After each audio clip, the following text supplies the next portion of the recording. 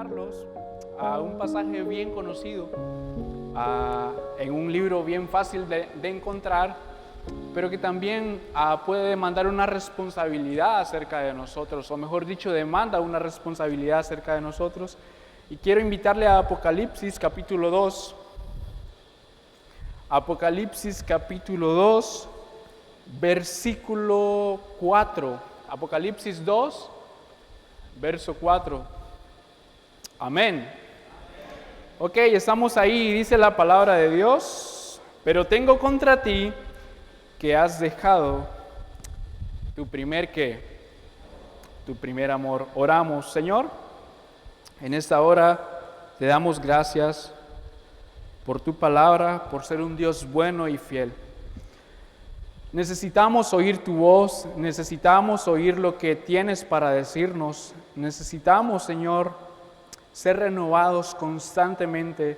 Necesitamos ser animados y confrontados en muchas ocasiones para amarte como deseas y como quieres ser amado.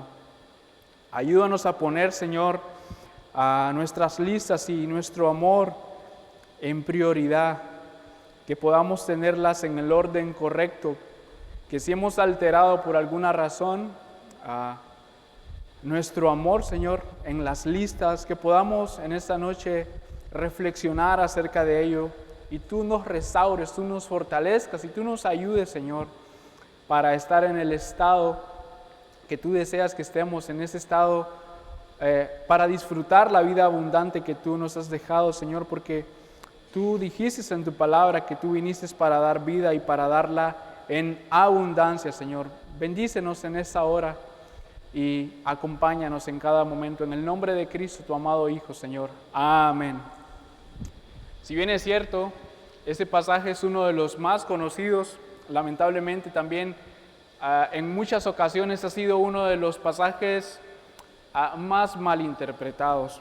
Y para darles un tema en esta noche, quiero compartir algo titulado en forma de pregunta: ¿cómo puedo disfrutar la vida cristiana? El título es, nuevamente lo repito, ¿cómo puedo disfrutar la vida cristiana? Es interrogante. Siempre las preguntas nos llevan a cuestionarnos desde nuestra propia profundidad, no pensando en cómo aplica esa pregunta para el hermano de a la par, en cómo aplica esa pregunta para mi vecino, sino preguntándome cómo aplica esta pregunta para mi propia vida. Entonces, ¿cómo puedo disfrutar la vida cristiana? Pero vamos a ver un breve contexto de lo que es este pasaje, y es que realmente la iglesia había perdido su primer amor, esta iglesia en Éfeso. Recuerde, son palabras de Jesús. Y la iglesia había perdido su primer amor y ninguna otra cualidad, hermanos, compensaba esta carencia. Si usted lee el contexto, si usted lee los versos antes del verso 4, va a encontrar que el Señor dice: yo conozco tus obras, y el Señor da una lista de cosas excelentemente buenas que la iglesia de Éfeso estaba haciendo. Entonces, pero lamentablemente ninguna de esas cosas compensaba la carencia que ellos tenían. Entonces, lo que en el momento de su conversión había sido un amor ardiente y fresco hacia Cristo, en ese momento de la historia se había extinguido. Recuerde, habían pasado ya varios años. El apóstol Pablo fue uno de los fundadores de esta iglesia en Éfeso. Estuvo incluso Timoteo en esta iglesia en Éfeso, pero pasan los años y el Señor escribe a través del apóstol Juan a esta iglesia y le dice: has perdido tu primer amor.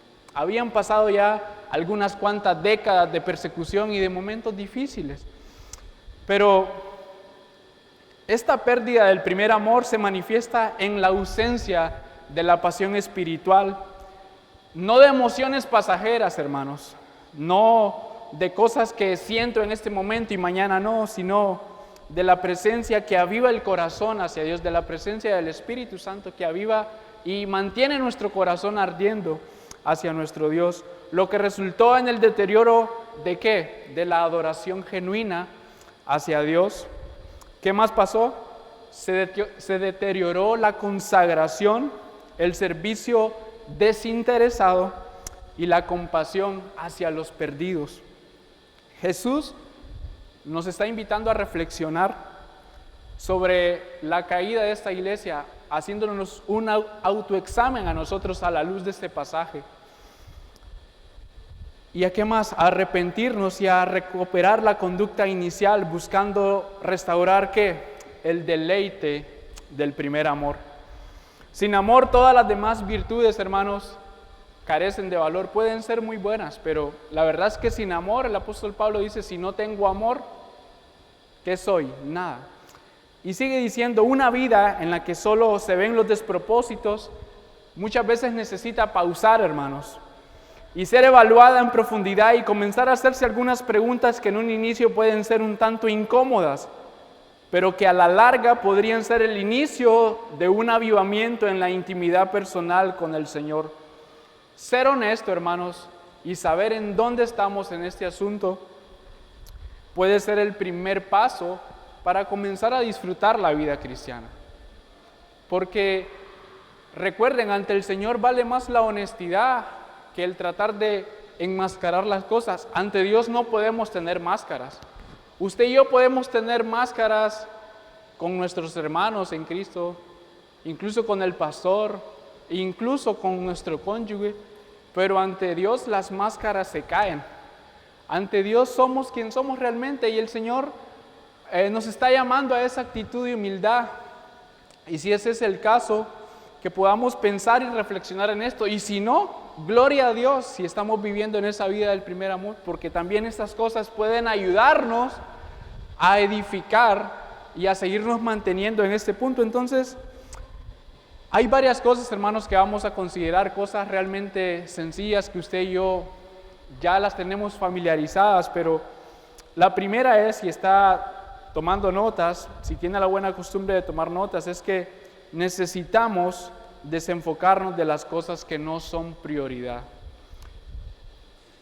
Para comenzar o para mantenerme en el disfrute de la vida cristiana, necesitamos, número uno, desenfocarnos de las cosas que no son prioridad. Y quiero invitarlo a Colosenses capítulo 3, versículo 2.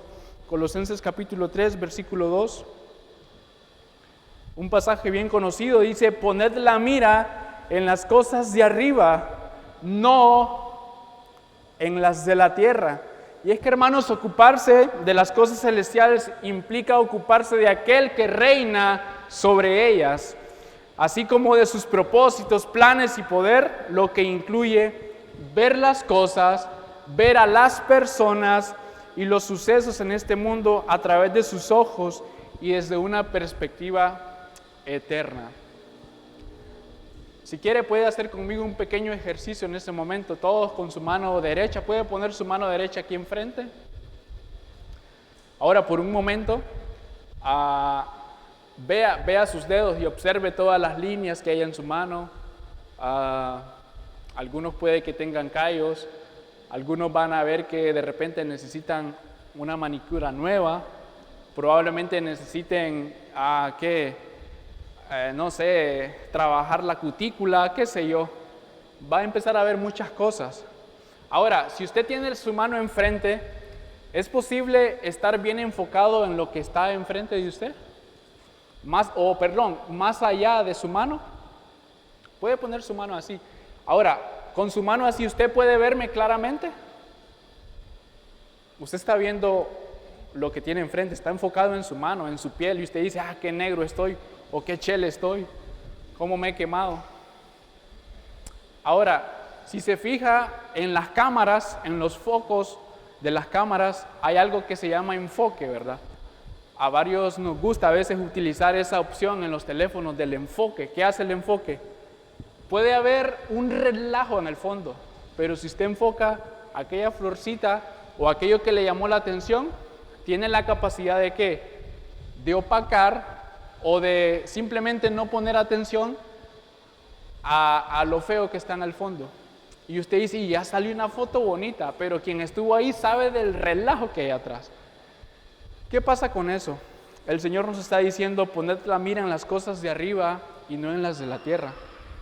¿Quiere decir eso que nosotros no nos vamos a ocupar de que, hermano, pero hay que pagar la luz, el tren de aseo, el agua, necesitamos provisión, necesitamos ropa para los niños, no está diciendo que no nos enfoquemos en eso, sino que nos enfoquemos primero nos enfoquemos en las cosas de arriba. No en las de la tierra, no se refiere a cosas físicamente como las labores que nosotros realizamos, sino realmente las cosas sobre las que el sistema de este mundo camina, sobre la vanagloria de la vida, nos dice Primera de Juan, sobre los placeres, sobre los deleites. Nuestra mente, nuestro foco debería de estar fijada realmente en las cosas, en las mismas cosas que le importan a Dios. Por eso habla de aquí de tener una perspectiva o de tener una cosmovisión o unos lentes que vean como el Señor está tratando de ver. Y obviamente, hermanos, en este proceso no es algo que nosotros podamos dar a luz en sí mismo o que nosotros podamos producir, sino que vamos a ver que es algo que se produce cuando nosotros estamos constantemente en relación con nuestro Dios. No es algo que humanamente se pueda producir, porque si no, los monjes y aquella gente que se van a las cuevas aislados de la sociedad serían los más santos y los más puros, pero vemos que no es así. Entonces, desenfocarnos de las cosas que no son prioridad es el primer punto. Le voy a dar otra cita en 2 de Timoteo 2, verso 4 al verso 6. Segunda de Timoteo capítulo 2, verso 4 al verso 6, dice: ninguno que milita se enreda en los negocios de la vida a fin de agradar a aquel que lo tomó por soldado. Y también, el que lucha como atleta no es coronado, sino lucha legítimamente. El labrador, para participar de los frutos, debe ¿qué? Trabajar primero. El apóstol Pablo, hermanos, nos está dando un cuadro increíble aquí de cosas que hacer para que nosotros podamos desenfocarnos de las cosas que realmente no son prioridad, y nos dice que miremos estas imágenes, estas ilustraciones, en primer lugar de ¿qué? De un soldado, de un atleta y de un labrador. Y cada uno de estos ejemplos nos muestra la importancia de mantener el enfoque cuando se trata de perseguir una meta. ¿Qué hace, por ejemplo, un soldado? ¿Hace lo que él quiere? Si hace lo que él quiere, tiene la pechullada segura, hermanos. Es fijo la arrastrada que le van a pegar. Si usted como soldado va a un batallón y usted quiere hacer lo que a usted le da la gana, es muy probable que ande por lo menos bien tomado de ibuprofeno para aguantar la macaneada que le van a pegar. Porque no puede hacer lo que a usted se le venga en gana. Dice ahí el versículo: ninguno que milita se enreda en los negocios de la vida a fin de agradar ¿a quién? A aquel que lo tomó por soldado. Entonces el enfoque está no en vivir su propia vida ya, sino realmente en hacer lo que su amo, lo que su coronel, lo que su jefe ha dispuesto que él haga. También nos muestra este buen ejemplo de los deportistas. ¿Qué hacen los buenos deportistas? Se entrenan, tienen dietas saludables, tienen rutinas de gimnasio que a nosotros nos podría parecer una locura. Yo digo que con una hora que nosotros, los terrícolas normales, entrenáramos al nivel que los atletas profesionales entrenan, la mayoría de nosotros caería desmayado, hermanos. Realmente no estamos acostumbrados, pero si usted ve, toda esta gente lo hace porque tiene un objetivo en meta. Y yo pienso en los corredores, esos corredores que compiten en 400 metros, por ejemplo, en 200 metros o en 100 metros. Me dan más pesar los de 100 metros porque, hermanos, esa gente entrena tan fuerte, se exige tanto, deja de comer chicharrones, deja de comer pollo frito, deja de comer donas y cualquier postre rico por pasar entrenando, por mantener la figura, por no aumentar las calorías y que no sé qué, para correr 45 segundos en la competencia. ¿Se puede imaginar? Eso es lo que dura una competencia de esa. O sea, tanto entrenamiento, tantas horas de vuelo para llegar a ese país donde van a competir, para que dure 40 segundos y para que me gane otro y quedar decepcionado y ver si puedo lograrlo tal vez 4 años después cuando vuelvan a haber otros Juegos Olímpicos. Ahora, esas cosas, hermanos, es frustrante vivir con esa meta en la mente. porque no es algo que depende de usted. El resultado no está en sus manos. Pero cuando nosotros empezamos a quitar el enfoque de las cosas que realmente no son prioritarias y comenzamos a subir el escáner, a subir el enfoque en Cristo y en las cosas que verdaderamente importan, esos resultados no dependen de usted, sino de Él. Recuerde, Él produce en nosotros el querer como el hacer. ¿Por qué? Por su buena voluntad. Entonces, ya no es algo que yo me voy a frustrar. Ay, pero ¿y qué pasa? No. Yo tengo el consuelo de que si yo empiezo a hacer lo que el Señor me manda en su palabra, que es a no enfocarme en las cosas pasajeras y empezar a enfocarme más en lo eterno, las cosas van a ir cambiando. No porque yo sea bueno, no porque yo tenga méritos de justicia para llevar a cabo el cumplimiento de estas promesas, sino porque Él es fiel. Porque el que ha prometido va a cumplir. Su palabra dice que aunque nosotros fuéramos infieles, Él permanece fiel. ¿Por qué? Porque no puede negarse a sí mismo. Entonces, la otra ilustración que nos da Pablo en ese pasaje es la de un labrador. A veces es frustrante. Bueno, yo pocas veces realmente he sembrado una planta. Y es frustrante usted querer comerse algo de esa planta y que no dé fruto. He contado esta anécdota a algunos hermanos en la clase y siempre pienso en un limón que estuvo 10 años enfrente de la casa donde mi papá y jamás daba limones. Era una cosa que estaba robando tierra, robando nutrientes, robando culichas, robando de todo porque no echaba nada. Y un día mi abuela dijo, mira, lo que ocupas es meterle el machete en la parte que está fea y ya vas a ver que regañarlo incluso, me dijo. Y yo dije, uy, mi abuela, ¿qué le pasa a regañar un palo? Y yo, mira, vas a dar fruta y que no sé qué. Yo haciendo caso, ¿verdad? Pero el punto es que después de esa poda, con el tiempo, hubo que esperar, obviamente. Nosotros casi hacíamos contados, hermanos, las florcitas de limón. Yo recuerdo que como al mes nosotros salimos a ver así al área verde el palito y nosotros alegres, papi, el palito de limón ya tiene florecitas. Jamás había tenido flores, sin mentir, hermanos, como en 10 años. Jamás. Y ese palo estaba creciendo cuando, acuerdo, ya estábamos tomando limonada. El palo era tan generoso que varios vecinos, ¿verdad? Como no tenía rótulo el palito, varios vecinos llevaban para la carne asada, para condimentar. ¿Y qué pasó? El palito empezó a cumplir, digámoslo así, su propósito. Pero personalmente, en los que estábamos esperando frutos, ¿qué había? Teníamos que tener paciencia.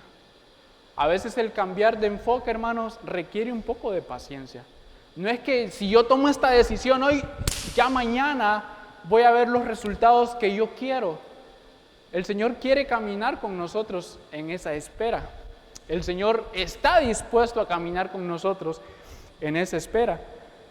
Entonces, vemos que cada uno de estos ejemplos realmente demuestra la importancia de mantener el enfoque de la meta que se persigue, hermanos. El labrador justamente, toda esa espera, ¿cuál es el enfoque que tiene en mente?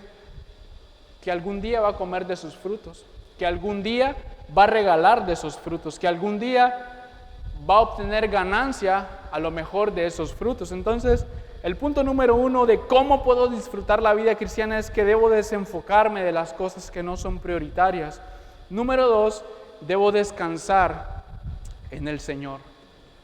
Punto número 2, debo descansar en el Señor. Y acompáñenme a Isaías 40, 29 al 31.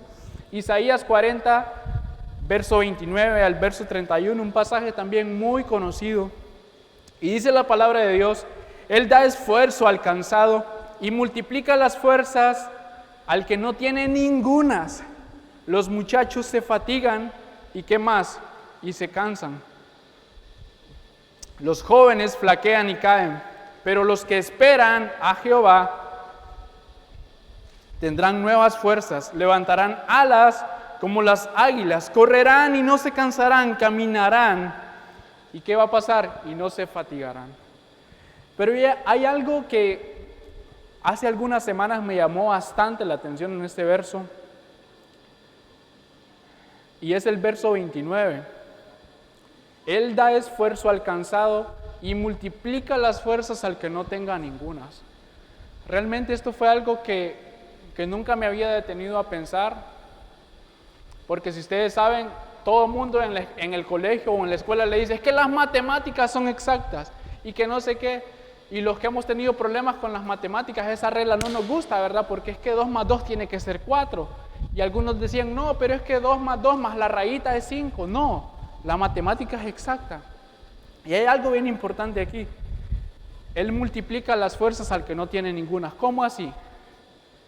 Si usted lo googlea, si usted pone su calculadora, 0 por cualquier cosa es nada. 0 por 1.000.000 es nada. 0 por 1.000.000.000 es nada. Pero como Dios no usa las calculadoras de nosotros, ¿verdad? Él dice que Él multiplica las fuerzas del que tiene 0. ¿Y qué pasa? Luego de que Él multiplica eso, pasa lo siguiente. Los muchachos puede que sí se cansen, se fatiguen, puede que flaqueen, puede que caigan, y eso aplica para todos, no solo para los jóvenes. Pero los que esperan a Jehová tendrán nuevas fuerzas, levantarán alas como las águilas, correrán y no se cansarán, caminarán y no se fatigarán. Sí o sí, el disfrutar la vida cristiana no solo tiene que ver con cambiar de enfoque, sino aprender a descansar en el Señor. Hermano, si usted va a la playa y usted va pensando más en que se va a quemar, en que le van a cobrar caro la champa a los morenitos de ahí de la playa, en que le pueden robar la toalla que lleva, en que le van a comer los churros que compró, usted no va a disfrutar el viaje. Lo que pudo haber sido una jornada bonita en familia se puede convertir en una pelea intensa, ¿verdad?, contra los pobladores de la comunidad garífuna. ¿Por qué? Porque no está descansando y no está enfocado en realmente lo que fue a hacer, que era disfrutar de la playa. Aunque lo arrastre el mar, aunque se pegue una buena quemada, aunque después quede mudando la piel, aunque después no sé a cuánto les ha pasado, una vez yo me pegué una quemada y en la noche estaba como con insolación, dando vueltas en la cama sin poder dormir. A las 2 semanas mudé la piel, ¿verdad? Como culebras, salí de esa piel. Pero el punto es que si nosotros en la vida no aprendemos a descansar en el Señor, hermanos, nos vamos a frustrar, nos vamos a quemar, vamos a tener un enfoque incorrecto, siempre vamos a volver atrás. Le doy otro verso, Mateo 11, verso 28 al verso 30. Mateo 11, 28 al 30 dice, venid a mí todos los que estáis trabajados y cargados, y yo os haré descansar. Llevad mi yugo sobre vosotros y aprended de mí, que soy manso y humilde de corazón. ¿Y qué va a pasar? Y hallaréis descanso para vuestras almas, porque mi yugo es fácil y ligera mi carga. Hermanos, recuperar la fuerza física es fácil. Usted pega una buena dormida un día y usted se puede levantar renovado físicamente. Literalmente, el cuerpo Dios lo diseñó de tal manera que biológicamente nosotros, en cada ciclo circadiano de sueño que dura aproximadamente 1:30, nosotros podamos ir renovando la célula, o mejor dicho, Él pueda renovar las células de nuestro cuerpo a través del descanso. Pero el cansancio del alma es mucho más profundo. El cansancio del alma no es algo que usted lo pueda recuperar con una buena dormida el fin de semana. El cansancio del alma no se cura esperando las vacaciones para luego poner todo en orden. ¿A cuánto les ha pasado que terminan a veces más cansados de las vacaciones? Yo soy el primero. Yo tengo cientos, miles de millones de cosas a veces que hacer en las vacaciones y a veces viene más quemado, pero hay un cansancio que puede ser más crónico y es el cansancio del alma. Y Jesús dice, vengan a mí todos los que están trabajados y cargados. Hermanos, Cristo sigue siendo el único lugar donde realmente podemos descansar. Solo Jesús realmente es la fuente y el alivio que nuestra alma necesita. Y hay algo bien importante ahí. Llevad mi yugo, dice el Señor, sobre vosotros y aprended de mí, que soy manso y humilde de corazón, y va a pasar lo que estamos hablando. Hallaremos descanso para vuestras almas. Verso 30. ¿Por qué? Porque mi yugo es fácil y ligera mi carga. Yo sé que muchos ya conocen esta ilustración del yugo, pero para los que no saben, en ese tiempo, ¿verdad? Era muy común siempre poner a 2 bueyes a arar la tierra. No habían tractores, no habían John Deere, no habían Caterpillar, y tampoco creo que hubiera dinero para pagar en esos tiempos tanta cantidad, ¿verdad? Para comprar un tractor. Pero el punto es que estaban estos bueyes, literalmente, no bueyes como dicen los mexicanos, sino bueyes, esos animales. Y había uno que era el buey, como dicen, el buey experimentado. Realmente sobre este buey experimentado caía todo el peso y todo el arrastre del yugo. El otro buey, como decimos nosotros, el buey chúcaro, el que era un poco picarito, aquel buey que no quería dejarse adiestrar, era el buey que ponían a la par de este buey experimentado. Entonces, a la hora realmente de arar, como les digo, el yugo estaba diseñado de tal forma que prácticamente todo el trabajo lo fuera haciendo el buey experimentado. Pero ¿qué se quería lograr? ¿Qué querían lograr los dueños a través del uso de ese instrumento? Que el otro buey aprendiera a caminar a la par del otro, que llevara el ritmo, que aprendiera a estar quieto, que no quisiera agarrar para donde él quisiera, sino que realmente aprendiera a llevar el orden que el otro buey ya con la experiencia y los años había aprendido. Y él realmente estaba ahí haciendo el mate, pero no estaba jalando ningún peso. Y qué bonito que cuando vemos eso, realmente es el Señor el que vivió la vida que nosotros no podemos vivir. Realmente es Cristo el que hizo lo que nosotros humanamente jamás vamos a poder lograr. Solo Él, hermanos, y nosotros creyendo que estamos haciendo algo y solo estamos haciendo el mate, cuando Él ya lo hizo todo. Porque Él ya lo pagó todo, no dejó algo pendiente. Y los centavos que faltan los pagás vos, no. Él pagó todo una vez y para siempre, incluyendo no solo el precio de nuestra salvación, sino la vida que nunca íbamos a ser capaces de vivir. Entonces, eso, hermanos, trae descanso al alma. Eso trae alivio de cualquier tipo de carga que nosotros podamos tener. Le voy a dar un verso más, Primera de Reyes 19. Primera de Reyes 19, 11 al 13, la historia famosa del profeta Elías. Dice 1 Reyes 19, 11, él le dijo: sal fuera y ponte en el monte delante de Jehová. Y he aquí Jehová que pasaba, y un grande y poderoso viento que rompía los montes y quebraba las peñas delante de Jehová. Pero Jehová, ¿qué pasó? No estaba en el viento. Y tras el viento un terremoto, pero Jehová no estaba en el terremoto. Y tras el terremoto un fuego, pero Jehová no estaba en el fuego. Y tras el fuego un silbo apacible y delicado. Y cuando lo oyó Elías, cubrió su rostro con su manto y salió y se puso a la puerta de la cueva. Y he aquí, vino a él una voz diciendo: ¿qué haces aquí, Elías? El punto de todo eso, si usted se fija, es que a veces creemos que en aquellos grandes ruidos de la vida o en aquella gran algarabía que nosotros pudiésemos, según nosotros hacer humanamente, el Señor puede estar, pero el Señor sigue utilizando algo sencillo para hablarnos, y es la quietud, el silencio ante Él. No se trata, ¿verdad?, de cuánta bulla podamos hacer, de cuán fuerte podamos gritar, sino de cuán dispuestos estamos a callar nuestra alma y nuestro corazón ante Él. Hermanos, a veces únicamente necesitamos ir al Señor y estar, como dice Éxodo, estar quietos y conocer que Él es Dios. Eso le dijo al pueblo de Israel: estén quietos y conozcan que yo soy. Y a veces muchos de nosotros estamos haciendo tanto ruido con tantas cosas en nuestra vida, pero el Señor sigue llamándonos a escuchar el silbo apacible de Él. Que Él sigue hablándonos y manifestándose a nuestras vidas a través de las cosas sencillas. del silbo apacible. Elías, el gran profeta del Señor, creyó que el Señor estaba en aquel gran estruendo. Creyó que estaba en el terremoto. Cualquiera de nosotros, si empieza a temblar aquí, bueno, muchos de ustedes para el terremoto del 2009 salieron corriendo.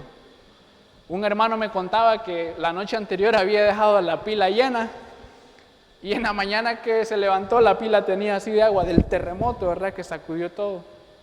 Yo ese día, hermano, estaba bien dormido. Yo me levanté tan feliz porque no habían clases ese día, ¿verdad? Fue un día histórico porque yo iba mal en el colegio. Y para un Aragán que no hayan clases ese día, es un golazo, hermanos. El punto es que el Señor, hermanos,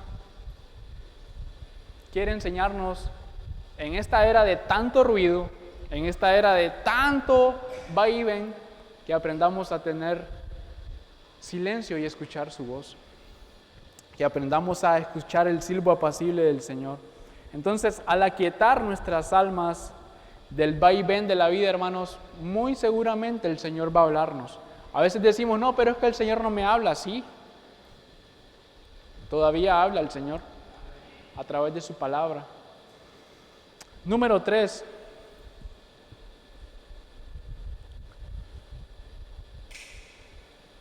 Si yo quiero aprender a disfrutar la vida cristiana, necesito apreciar lo invaluable. Ese es el 3. Necesito apreciar lo invaluable. Acompáñeme a Mateo capítulo 13. Mateo capítulo 13.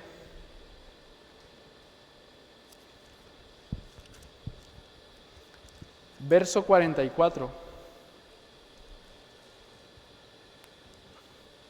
Mateo capítulo 13, verso 44 dice así: además el reino de los cielos es semejante a un tesoro escondido en un campo, el cual un hombre halla y lo esconde de nuevo, y gozoso por ello va y vende todo lo que tiene y compra aquel campo.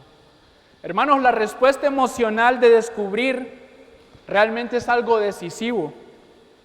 Lleno de alegría, el hombre ejecuta su plan sin vacilar en ningún momento. Esta alegría no refleja ingenuidad, sino realmente claridad, algo de enfoque. Quien comprende verdaderamente el valor del reino entiende que renunciar a posesiones temporales para obtenerlo es el negocio más ventajoso posible. Aunque aparentemente pierda todo, obtendrá una ganancia tan increíble que sus bienes previos se vuelven insignificantes. Esta parábola, hermanos, nos está exhortando a atrevernos a hacer una gran apuesta por el reino de Dios, sabiendo que realmente solo podemos salir ganando. Realmente verlo todo, hermanos, como el apóstol Pablo, yo sé que es algo que a veces pudiera ser difícil de incluso imaginarse en poder decirlo. Pero este hombre nos está dando una gran lección, y es que aparentemente este hombre está perdiendo aquí porque lo está dando todo, y usted puede empezar a sacar cuentas de lo que usted pudiera tener.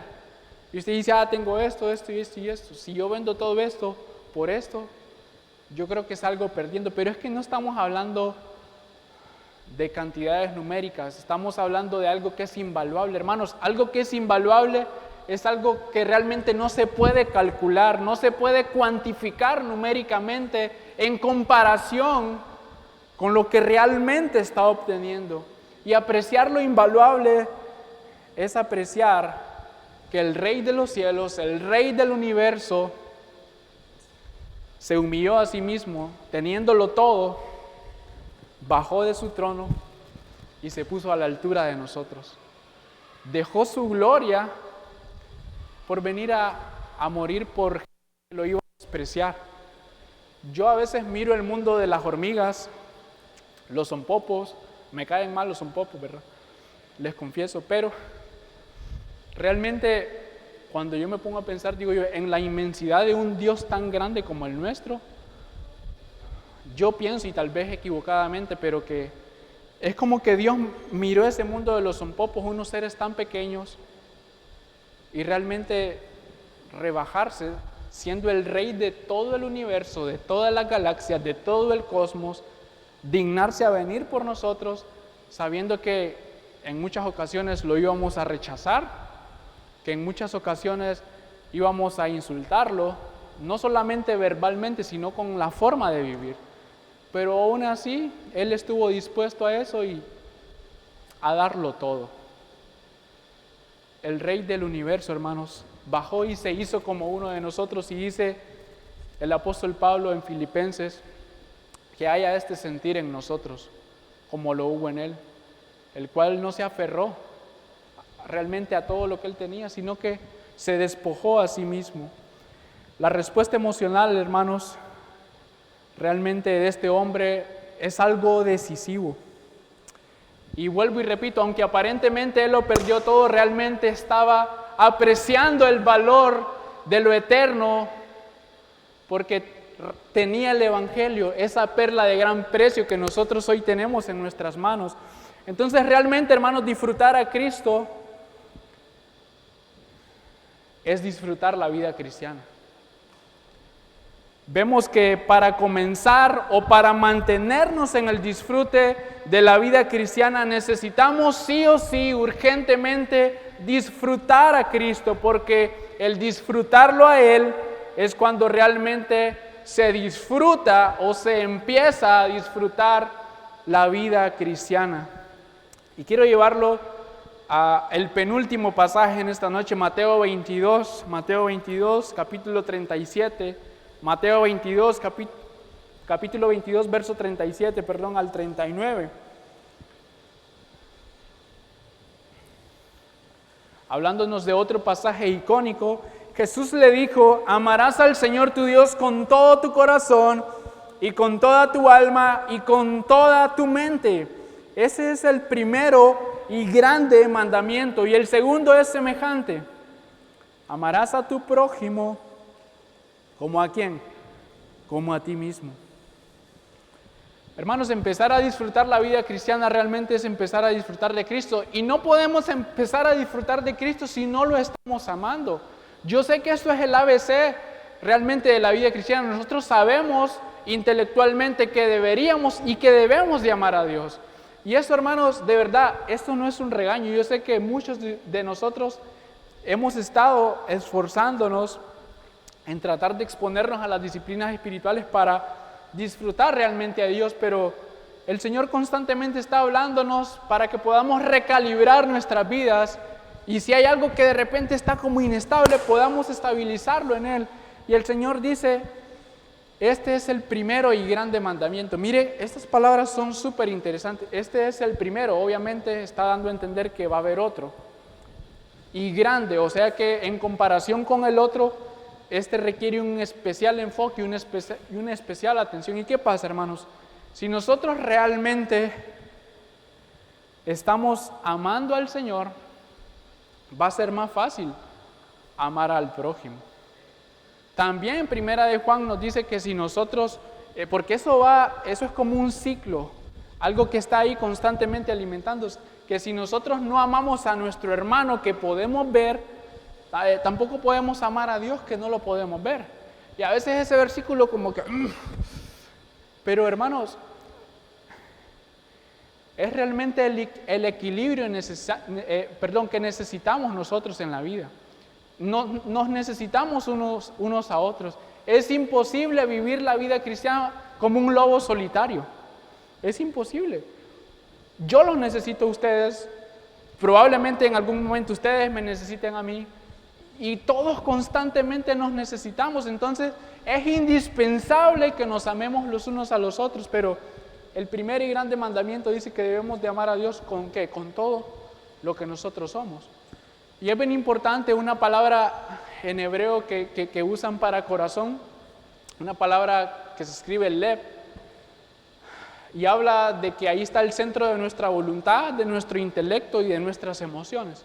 O sea que amar a Dios con todo el corazón realmente es amarlo con todo lo que pensamos, con lo que sentimos y con todo lo que queremos hacer, con el impulso de nuestra voluntad. Y es bien importante, hermanos, y Dios es tan maravilloso en su plan que sabe que cuando empezamos a amarlo a Él, los demás amores se empiezan a poner en el orden correcto.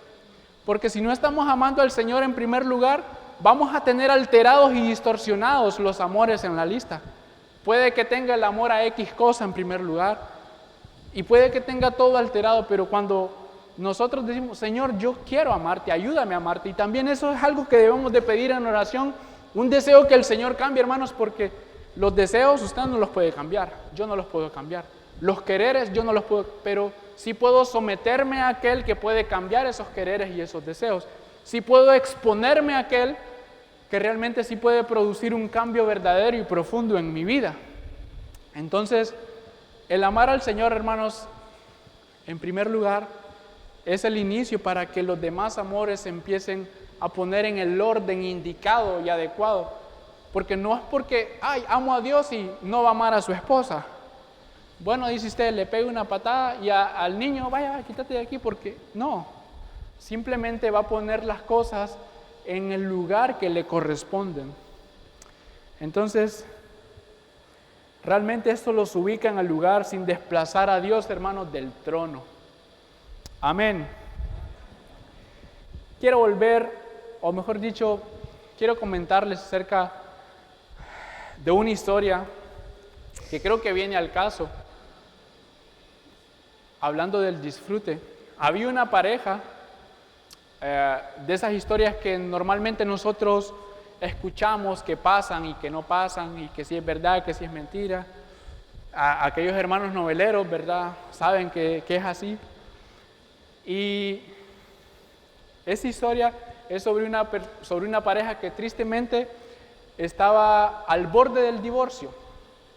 Realmente ya tenían la cita para dentro de un mes visitar a los abogados para hacer todo el trámite legal. Pero antes de que pasara a la cita, la esposa le dice al esposo todavía, yo quiero que hagas algo por mí durante este mes mientras llega el momento en que oficiemos el divorcio. Yo quiero que tú en las noches cuando vengas te quedes un rato conmigo en el mueble y yo pueda sentarme o recostarme en tu pecho para que nuestro hijo pueda tener buenos recuerdos de nosotros. Entonces el hombre, con una mala actitud, porque entre paréntesis este hombre ya tenía otra mujer, ya él andaba allá afuera creyéndose el toro, ¿verdad?, que él las podía todas, que él era el más guapo, pero a regañadientes, como decimos nosotros, accedió a la petición de su todavía legalmente esposa. Pues el niño en muchas ocasiones miró cómo sus padres, mis padres se quieren, mis padres se aman. En muchas ocasiones la mamá se quedó dormida en el pecho del hombre y el niño observó cómo su padre cargaba en brazos a su mamá hasta la habitación de la segunda planta. Y el niño iba formando y registrando esos buenos recuerdos. Para no hacerles larga la historia, cada semana fue menos difícil para ese hombre. Él empezó a observar que su todavía esposa estaba utilizando aquellos vestidos que a él le gustaban, como quedaban. Y empezaba él como, pero qué bonito le queda ese vestido, ya días no se lo ponía. La cercanía que él estaba volviendo a tener con su esposa hizo que él empezara a experimentar, está usando el perfume que a mí me gusta. Y esos fueron detalles que fueron abonando a esta historia y él observó que estaba otra vez hermosa, que olía rico. Y saben ustedes que los olores tienen la capacidad de remontar nuestra mente a cosas de atrás. El hombre empezó a recordar cómo fue el inicio con su esposa, por qué fue que se enamoró de ella, por qué fue que a pesar de todo en esos años atrás, antes de la infidelidad, había permanecido con ella. Un día el hombre, decidido, hermanos, dijo, no, yo voy a dejar a esta otra mujer y yo voy a arreglarme con mi esposa. Compró el ramo de flores bueno, fue a todas las floristerías de Santa Rita, fue a las de Progreso, compró un ramo de girasoles, tulipanes y rosas, todo mezclado. Compró de los chocolates más caros, que no sé cuáles son porque nunca he comprado. Y llevó aquel gran detalle, ilusionado por ver cuál sería la respuesta de su esposa. Cuando llegó a su casa, la noticia realmente fue lamentable. A su esposa la estaban sacando ya en una bolsa, muerta. Ella tenía un cáncer terminal y ella no lo había dicho a su todavía esposo, porque ella quería que su hijo se quedara con muy buenos recuerdos de lo que fue la relación de su madre y de su padre. Ella obviamente explicó eso a él en una nota que había dejado, donde él sabía que podía encontrarla. Y puede que para una historia de Hollywood, yo digo, si yo voy a ver una película de esas al cine, yo digo, boté mi dinero. Qué feo, qué triste terminó. Pero hay algo más en esta historia, hermanos. Y es lo que se puede lograr cuando nosotros venimos a hacer cosas. Si usted se fija, el esposo accedió a regañadientes a la petición de la esposa. Él no quería estar cerca de alguien que repudiaba, pero él dijo, por el niño voy a acceder a la petición de esta mujer. Y eso empezó a renovar de alguna manera la pasión y el amor que él en algún momento había sentido. Muchas veces, hermanos, nosotros nos estamos preguntando todavía, y a veces viviendo de historias pasadas, pero es que cuando yo recibí a Cristo como mi Salvador, yo sentía una gran pasión, una gran emoción, un gran entusiasmo, pero tal vez no tenía conocimiento, tal vez ignoraba un montón de cosas en ese momento, tal vez decía el arca de Abraham, tal vez decía que Pablo abrió el mar rojo, pero tenía pasión, tenía entusiasmo. Y ahora que tal vez tenemos conocimiento, probablemente nuestra pasión o nuestro entusiasmo ha menguado. Y eso tiene que ver sí o sí con el amor a nuestro Dios. Creemos que el conocimiento a veces equivale a pasión y amor, cuando realmente son cosas que siempre deberían de ir de la mano, hermanos. Entonces, ¿cuál es la lección de esta última historia en este punto?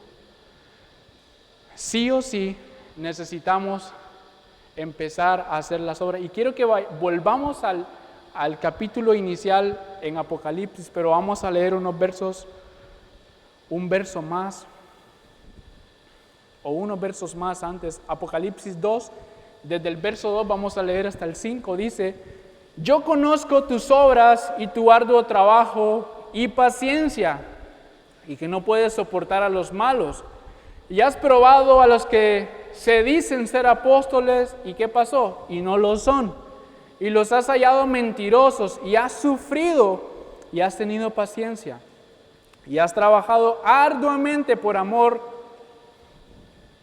de mi nombre, y no has desmayado. Pero tengo contra ti que has dejado tu primer amor. Recuerda, por tanto, de dónde has caído, y arrepiéntete. ¿Y qué? Y haz las primeras obras. Pues si no, vendré pronto a ti y quitaré tu candelero de su lugar, si no te hubieres arrepentido. Hay algo aquí en lo que quiero hacer énfasis. En esa frase del verso 5, haz las primeras obras. Y si usted se fija en los primeros versos, menciona todo lo que la iglesia de Éfeso estaba haciendo, pero haz las primeras obras no es un haz los mismos actos, haz las mismas acciones, sino realmente está diciendo cómo hacerlas. No está solo diciendo hazlas porque ya las estaban haciendo. Él les dice haz las primeras obras.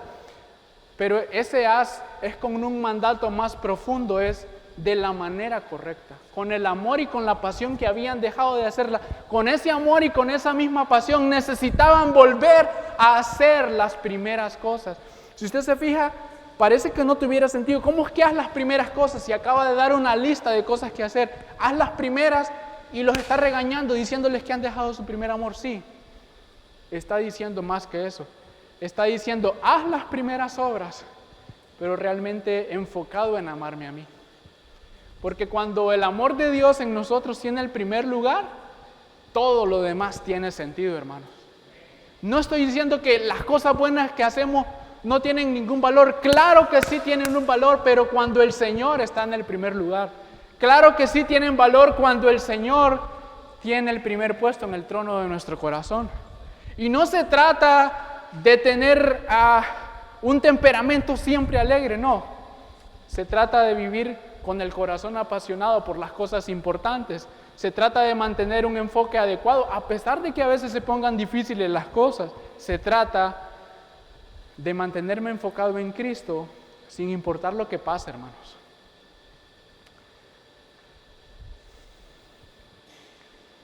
Y para esto necesitamos constantemente, voy terminando con esto. Para eso, hermanos, necesitamos constantemente recordar el Evangelio, remontarme al momento cuando fui salvo, excavar en el hecho de que he sido amado a pesar de mí. Hermanos, si usted se pone a pensar que realmente yo soy amado en Cristo a pesar de quién soy, eso empieza a decirnos bastante. Hermanos, de verdad, yo no hablo por usted, yo hablo por mí. Soy alguien por el que realmente Cristo no merecía morir. Literalmente, yo merecía cada clavo, cada azote. Y recordar el Evangelio, porque ¿qué es el Evangelio? Es la buena noticia de salvación. Pero recuerde, la buena noticia es buena si hay una mala antes. La mala era que todos estábamos condenados por cuanto todos pecaron. Ahora póngase usted, por cuanto Harold pecó, estaba destituido de la gloria de Dios. Por cuanto Milton pecó, estaba destituido, pero gloria a Dios que tenemos la dádiva de la vida eterna en Cristo Jesús. Y recordar el Evangelio, hermanos, nos mantiene enfocados. Lo mismo que en un inicio nos causó gozo, que es recibir el Evangelio, es lo mismo que nos mantiene bien enfocados a lo largo de la vida. El mismo Evangelio que nos salva es el mismo Evangelio que nos mantiene con una perspectiva correcta a lo largo de la vida. Sí, puede ser que a veces se le olvide, sí, pero para eso estamos, para recordar por qué deberíamos de tener el enfoque en Él y no en nosotros. Amén. Entonces, excavar en el hecho de que he sido amado a pesar de mí cuando aún estaba lejos de Dios, cuando permanecía condenado, recuerde, cuando aún estábamos en nuestros delitos y pecados. Hermanos, necesitamos recordar cuán amados somos ahora que hemos sido adoptados como sus hijos, que hemos sido justificados. Y esto de la justificación es algo hermoso. Esto es lo único que nos va a dar la fuerza realmente para disfrutar la vida cristiana, para mantenernos disfrutando a Cristo. Saber que hemos sido justificados en Él. Y mire qué importante esto, justificados. ¿Qué significa esto? Que Dios el Padre, por la obra de Cristo y del Espíritu Santo en nosotros, nos ve justo como si nunca hubiéramos pecado. Justo como si siempre hubiésemos obedecido. Hermanos, si ya nada aparte de eso nos puede dar la fuerza, la voluntad, el ánimo y el entusiasmo para vivir para el Señor, creo que casi nada lo va a hacer. Recordar que soy amado en Él y que Él ve la justicia de su Hijo perfecto en mí, es lo único, lo que me salva, es lo único que me puede mantener con una mentalidad, una visión y una perspectiva del corazón correcta ante Dios. ¿Va a fallar? Le prometo que sí. ¿Pero puede levantarse y restaurarse en Cristo? Le prometo que sí. ¿Por qué? Recuerde eso, porque el que comenzó la buena obra en nosotros, la perfeccionará hasta el día de Cristo. Oramos. Señor, te damos gracias en esta hora.